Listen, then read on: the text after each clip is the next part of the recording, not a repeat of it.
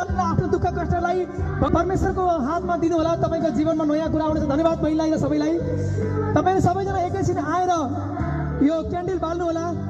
तपाईले अहिलेसम्म जीवनमा प्राप्त नगरेका कुराहरू परमेश्वरले तपाईलाई दिनुहुनेछ, किनकि क्षमा गर्ने परमेश्वर बाहेक अरू कोही पनि हुनुहुन्न। आउनुहोस् तपाईँ हामी सबैजना भएर यति बेला हामी यो क्यान्डललाई जलाउँ। कि हाम्रो तुलसी पाण्डेजीले भन्दै हुनुहुन्छ, जसले जे माने पनि जुनसुकै बाटो अपनाए पनि भगवान एउटै हो। वास्तवमा परमेश्वर एउटै हुनुहुन्छ। हालेलुया।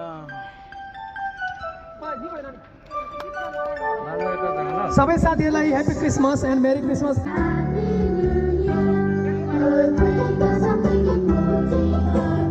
सहयोगी साथीहरूलाई मुरीमुरी धन्यवाद। कपिला बहिनीहरू कहाँ हुनुहुन्छ? धन्यवाद, आइसक्नु भएको छ यहाँ सबैजना। पछाडि बस्ने सम्पूर्ण साथीहरूलाई अगाडि आएर क्यान्डल बाल्नु हुन हार्दिक गर्छु।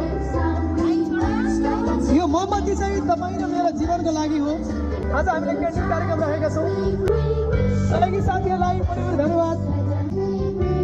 सहयोगी साथीहरूलाई अगाडि आएर यो क्यान्डल पुरै जलाएर आजको यो दिनलाई र यादलाई एकदमै मनमोहक बनाउनको लागि हार्दिक अनुरोध गर्दछु।